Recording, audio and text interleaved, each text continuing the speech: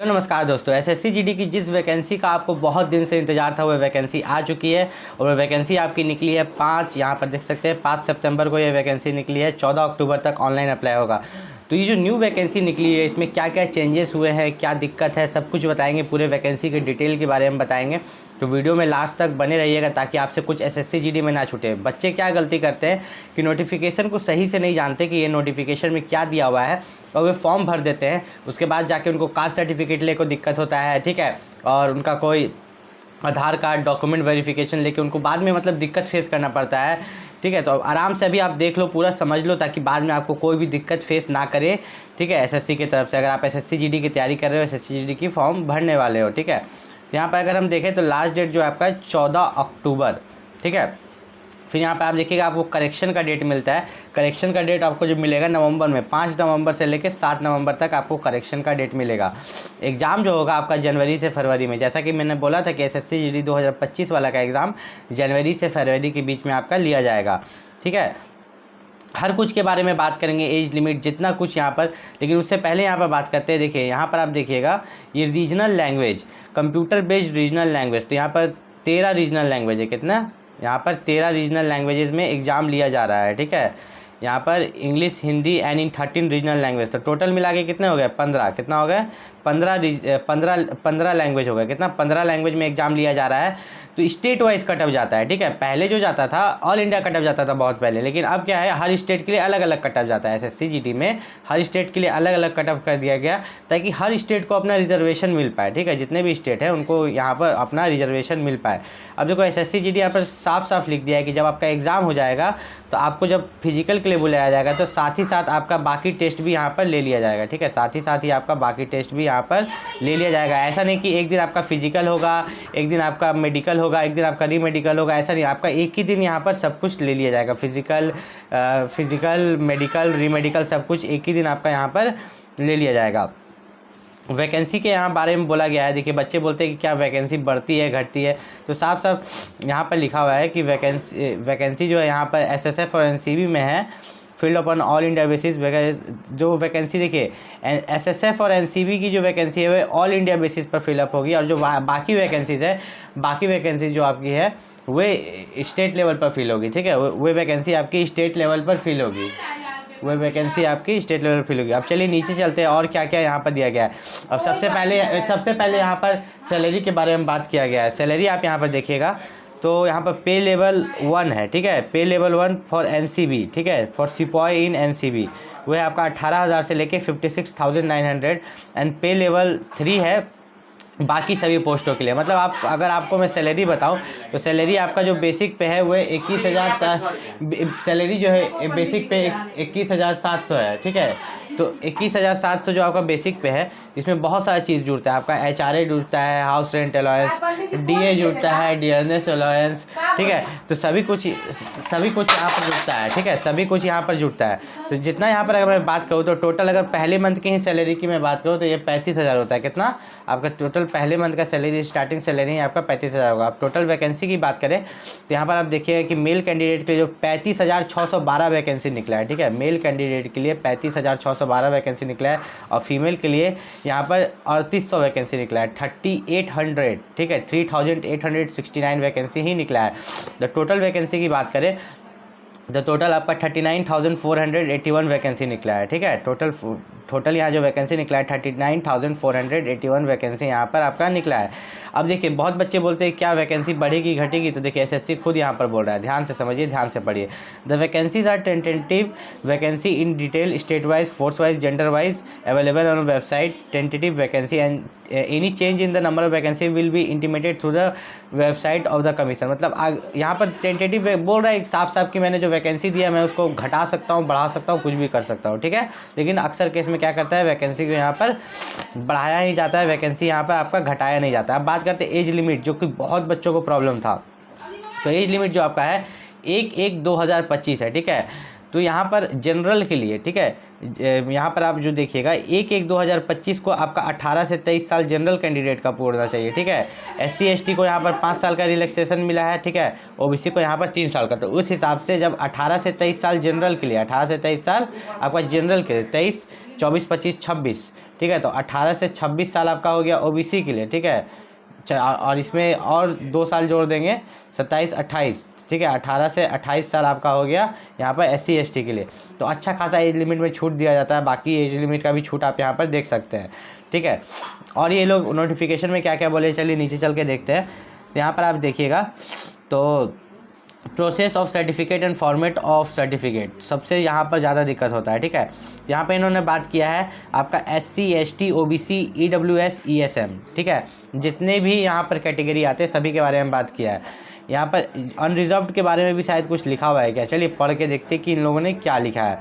तो इनको पढ़ते हैं। तो यहाँ पर लिखा हुआ है, when such certificates are sort by the caps concerned by the document verification at the time of DAB, otherwise their claim for SC ST category will not be entertained.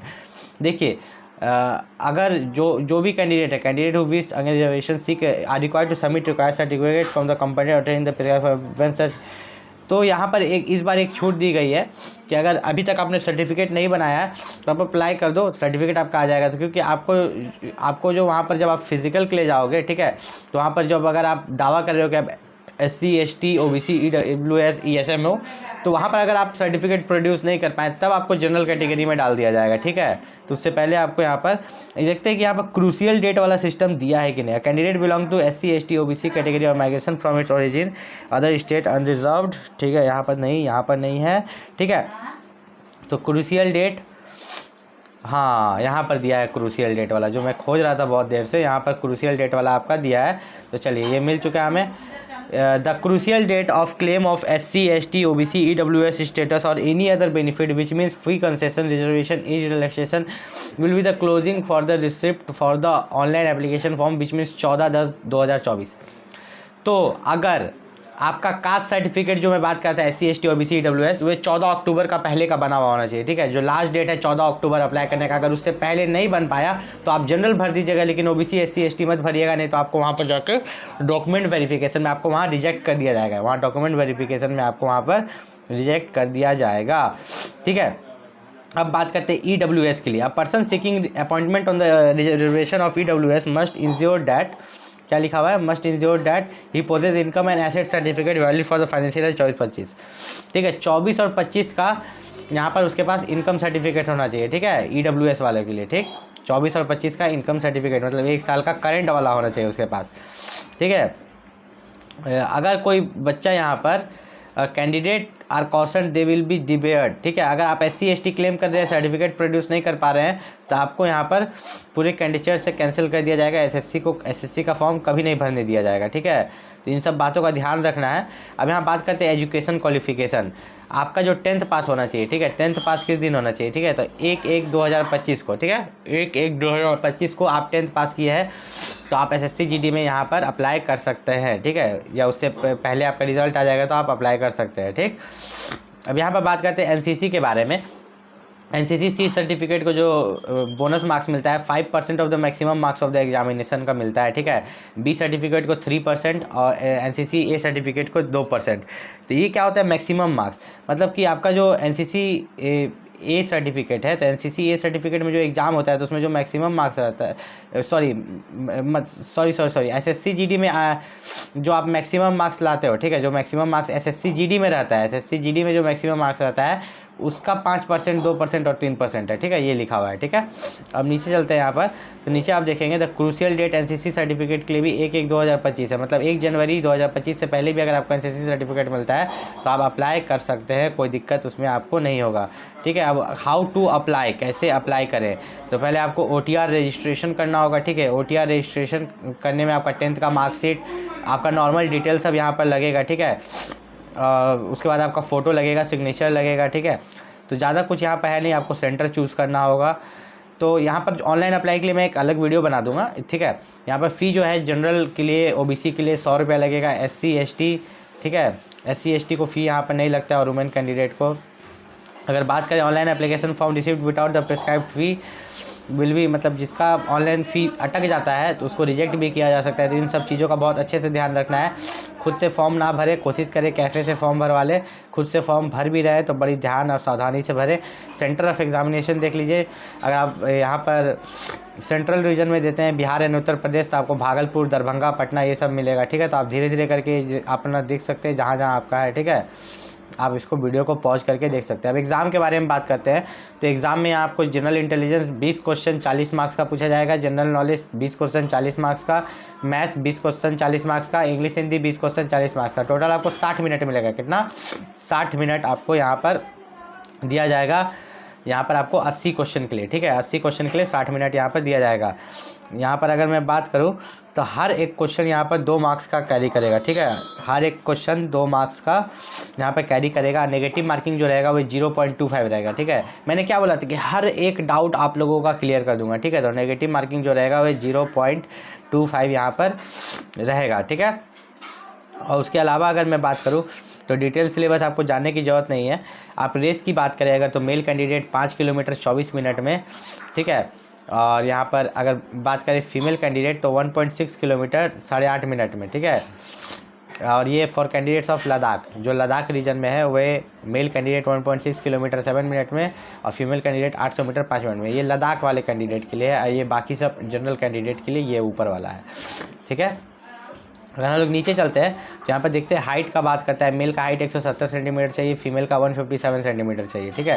तो इस बात का खास ख्याल रखना है। और ये हाइट में छूट दिया जाता है, ठीक है। ये देखिए शेड्यूल ट्राइब के लिए हाइट है, ये नॉर्थ ईस्टर्न स्टेट के लिए हाइट है, ठीक है। तो इन सब चीज़ का आपको यहाँ पर ध्यान रखना है। All schedule tribe caste of north eastern state, ठीक है। अगर हम नीचे यहाँ पर चलते हैं तो नीचे यहाँ पर दिया गया है आपको मेडिकल एग्जामिनेशन। तो मेडिकल इसका हार्ड होता है लेकिन उतना ज़्यादा नहीं। जब तक आपको सर्जरी नहीं हो तो उसमें मेडिकल में आपको प्रॉब्लम यहाँ पर नहीं आएगा, उतना मेडिकल में प्रॉब्लम देखने को नहीं मिलेगा। अब बात करते हैं पोस्ट प्रेफरेंस के बारे में कि पोस्ट प्रेफरेंस आपको क्या देना है। तो यहाँ पर देखेंगे आप BSF है, CISF है, CRPF है, SSB है, ITBP है, असम राइफल्स है, NCB है, SSF है। तो बेस्ट पोस्ट प्रेफरेंस जो यहाँ पर होता है, ठीक है, तो आपका यहाँ पर SSF होता है। क्या होता है? SSF होता है, ठीक है। CISF होता है, ठीक है। फिर SSB होता है, फिर ITBP होता है, ठीक है, ITBP होता है, फिर BSF होता है, फिर आपका CRPF होता है, ठीक है, फिर असम राइफल्स। इस तरह करके आपका पोस्ट। बहुत बच्चों का बोला कि नहीं मेरा पहला असम राइफल्स है, तो ये बच्चों पर भी डिपेंड करता है कि उनको क्या पसंद है, ठीक है।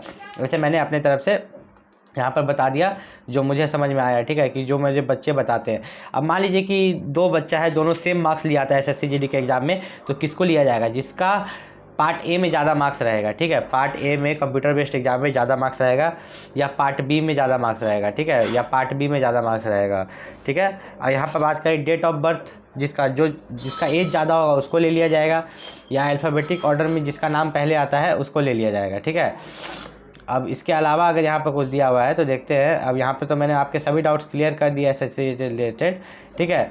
अब यहाँ पर सर्टिफिकेट्स का फॉर्मेट दिया हुआ रहता है और अप्लाई कैसे करें, ठीक है, ऑनलाइन अप्लाई कैसे करें, ठीक है। तो सबसे पहले आपको यहाँ पर रजिस्ट्रेशन पेज खुलता है, जैसे कि आप देख सकते हो ऑनलाइन अप्लाई के लिए। तो इन्होंने सब कुछ बताया, ठीक है, आपको कोई दिक्कत होने वाला है नहीं, ठीक है, कोई दिक्कत होने वाला है नहीं, ठीक, आपको चिंता करने की ज़रूरत नहीं है। नीचे में जितने भी सर्टिफिकेट्स लगेंगे उनके फॉर्मेट किए हुए हैं, ठीक है, तो वहाँ से आप जाके देख सकते हो। जैसे कि मैं एक दिखा देता हूँ, ठीक है। यहाँ पर देखो बॉर्डर डिस्ट्रिक्ट कौन कौन है, ठीक है, कौन कौन आपका जनरल डिस्ट्रिक्ट है, सब कुछ दिया हुआ है। सब डिटेल आप नीचे में जाके देख सकते हो।